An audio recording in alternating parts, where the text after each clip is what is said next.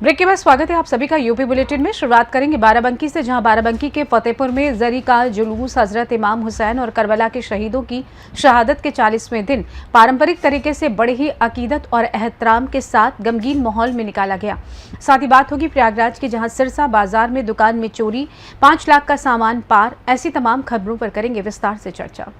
बाराबंकी के फतेहपुर में हजरत इमाम हुसैन और करबला के शहीदों की शहादत के 40वें दिन चहल्लुम का जरी का जुलूस पूरी अकीदत और एहतराम के साथ गमगीन माहौल में निकाला गया। देर रात महल प्रांगण से शुरू हुआ ये जुलूस मवेशी अस्पताल, जामा मस्जिद, महावीर मार्ग, सब्जी मंडी, सराय बाजार, मुंशीगंज और सट्टी बाजार होते हुए वापस महल पहुंचकर संपन्न हुआ। जुलूस में लखनऊ से आई अंजुमन ने भी शिरकत की और मातम और श्रद्धा के साथ करबला के शहीदों को याद किया। शांति व्यवस्था बनाए रखने के लिए चौकी प्रभारी फतेहपुर अजय कुमार पांडे समेत पुलिस बल मौजूद रहा। बाराबंकी से सीनू संवाददाता हयातुर रहमान की रिपोर्ट। गाजियाबाद के थाना कविनगर क्षेत्र की एक महिला ने अपने पड़ोसी दीपक चौधरी उर्फ अमरदीप चौधरी पर मारपीट, धारदार हथियार से हमला करने का प्रयास और जान से मारने की धमकी देने का आरोप लगाया है। महिला ने पुलिस आयुक्त कार्यालय में शिकायत देकर आरोपी के खिलाफ कार्रवाई और सुरक्षा की मांग की है। शिकायत के मुताबिक 31 जुलाई 2026 को आरोपी ने कथित रूप से महिला की पुश्तैनी जमीन की बाउंड्री तोड़ने और कब्जे का प्रयास किया। विरोध करने पर गाली गलौज, पिस्टल दिखाने और धमकी देने का आरोप लगाया गया है।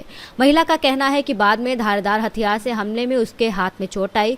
पीड़िता ने एफआईआर दर्ज कर कार्रवाई की मांग की है। वहीं पुलिस ने शिकायत के आधार पर जांच शुरू कर दी है और जांच के बाद आगे की कानूनी कार्रवाई की जाएगी। माता जी नाम बताइए। सीमा शर्मा। आज कविनगर थाने आप पहुंची हैं, शिकायत आपने दी है, किस मामले को लेकर शिकायत दी गई? भैया कल मैं अपने प्लॉट में खड़ी थी, एक दीपक चौधरी नाम का लड़का है, पुलिस वालों को साथ लाया, 3-4 लड़के लेके आया और मेरे ऊपर उसने हमला सा कराया के, और मैं अकेली चिल्लाई। जब मेरी दौरानी आई है बाहर निकल के, मेरे बच्चे बाहर थे, वहां पर कोई नहीं था और उसने मार पीटनी शुरू कर दी, मेरी दीवार गिरानी शुरू कर दी और उसने जैसे मैंने दीवार रोकी है, मेरा हाथ पकड़ के खींचा है और मेरे चोट आई है बहुत। अब आपने थाने में जो शिकायत दी है, कल हमारी कोई सुनवाई नहीं हुई है। तो कह दी मेडिकल करा लो, मेडिकल तो हम अपने घर भी पट्टी करा लेते। कहाँ चोट लगी आपके? हाथ में चोट लगी है, पैर में गुम चोट है, ऊपर से प्लेटें गिरी हैं मेरी बाउंड्री की उनके साथ और सिर में। आपके साथ 8-10 लड़के थे। तो नाम बताइए अपना। मेरा नाम धीरज शर्मा है। मेरी ये ताई जी है, ये हमारा परिवार है। हम पुश्तैनी ज़मीन है हमारी हरसाओं में। ये खसरा नंबर है 703। 703 में हम पूर्ण रूप से काबिज है, शांतिपूर्ण से काबिज है। और ये बिल्डर है जो बहुत दिन से हमारे पीछे लगा हुआ है, नए नए आदमियों को बेचता है, ये सब कुछ करता है। ये दीपक चौधरी नाम का एक आदमी है। इसका बैकग्राउंड ये है, ना तो ये कंपनी में कहीं कार्यरत है, कोई मतलब नहीं है इसका कंपनी का। ये किराए का दलाल है, ये भूमाफिया किस्म का आदमी है। इसकी वीडियो में ये साफ साफ बोल रहा है, जो जितनी हम बन पाए, जितनी हम रिकॉर्ड कर पाए, उसमें साफ बोल रहा है कि मैं भूमाफिया हूँ, मैं सबको देख लूंगा और सबको देखने का मतलब है कि सबको ही मार दूंगा, ये बोल रहा है। और ये इसके पास लाइसेंसी पिस्टल है, उसकी भी धमकी देता है और लाइसेंसी पिस्टल की धमकी देता है और भी चीजें कर रहा है पीछे से, और भी आदमियों से हमें धमकी दिला रहा है। बात यह है, इसने ठेका ले रखा है कि हमें मारपीट करके उस जमीन से भगाना है और वो जमीन किसानों से छीनकर बिल्डरों को बेचनी है।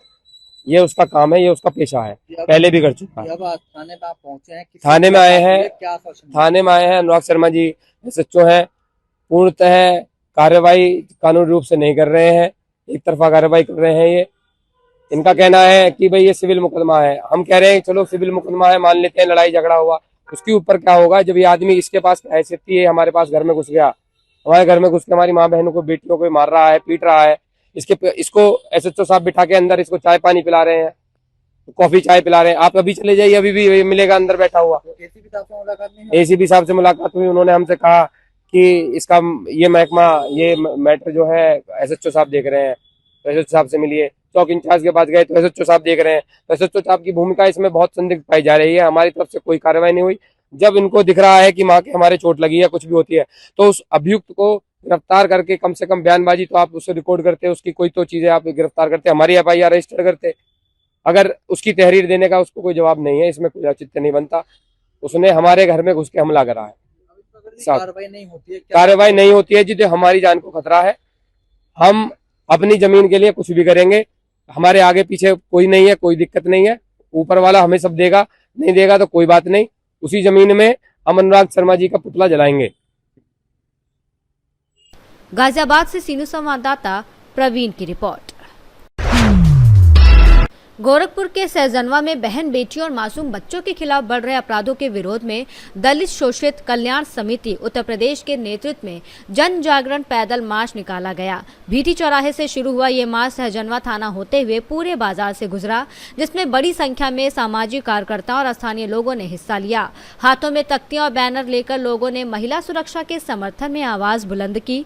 मार्च के बाद प्रधानमंत्री नरेंद्र मोदी और मुख्यमंत्री योगी आदित्यनाथ के नाम ज्ञापन सौंपकर दुष्कर्म, हत्या और अन्य जघन्य अपराधों के दोषियों को 90 दिनों के भीतर फांसी की सजा देने की मांग की गई। समिति के पदाधिकारियों ने कहा कि महिलाओं और बच्चों की सुरक्षा सर्वोच्च प्राथमिकता होनी चाहिए और दोषियों पर त्वरित और कठोर कार्रवाई से ही समाज में कानून के प्रति भरोसा मजबूत होगा। गोरखपुर से सीनू संवाददाता मनोज कुमार की रिपोर्ट। महाराजगंज के सिसवा नगर में सांसद पप्पू यादव द्वारा संसद में साधु संतों को लेकर की गई कथित टिप्पणी के विरोध में भाजपा नेताओं और कार्यकर्ताओं ने प्रदर्शन किया। कार्यकर्ताओं ने नारेबाजी करते हुए पप्पू यादव का पुतला दहन किया और जनप्रतिनिधियों से संसद की गरिमा और मर्यादा बनाए रखने की मांग की। भाजपा नेता धर्मनाथ खरवार और राकेश कनौजिया ने कहा कि साधु संत भारतीय संस्कृति और आस्था के प्रतीक हैं और ऐसे में उनके प्रति कथित आपत्तिजनक टिप्पणी स्वीकार नहीं है। प्रदर्शन के दौरान मनीष रोनिया, नवमी यादव, राधेश्याम, डॉक्टर महेश सिंह, मुन्ना सिंह, आलोक यादव, मदन मोहन, राणा प्रताप समेत बड़ी संख्या में भाजपा कार्यकर्ता और स्थानीय लोग मौजूद रहे। महाराजगंज से सीनू संवाददाता अरुणेश कुमार गुप्ता की रिपोर्ट। प्रयागराज के मेजा क्षेत्र के सिरसा बाजार में चोरों ने एक दुकान को निशाना बनाकर करीब 5 लाख रुपए का सामान पार कर दिया। देर रात चोरों ने दुकान के पीछे का दरवाजा तोड़कर अंदर प्रवेश किया और वारदात को अंजाम दिया।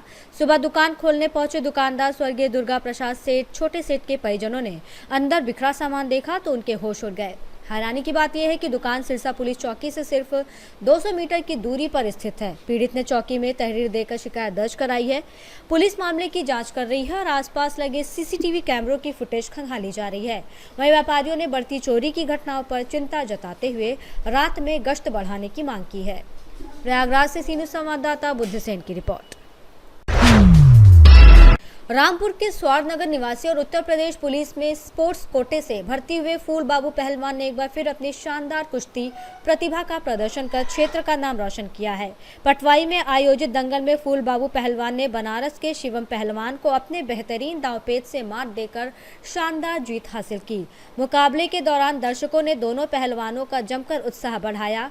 फूल बाबू पहलवान स्वार तहसील निवासी और पहलवान आरिफ के छोटे भाई हैं, जिनकी जीत के बाद क्षेत्र और समर्थकों में खुशी की लहर दौड़ गई। रामपुर से सीनू संवाददाता मोहम्मद तालिब की रिपोर्ट। फिलहाल के लिए इस खास बुलेटिन में बस इतना ही। देश दुनिया की तमाम बड़ी खबरों को जानने के लिए जुड़े रहें सी न्यूज़ भारत के साथ। हर खबर आपके साथ, आपके हाथ।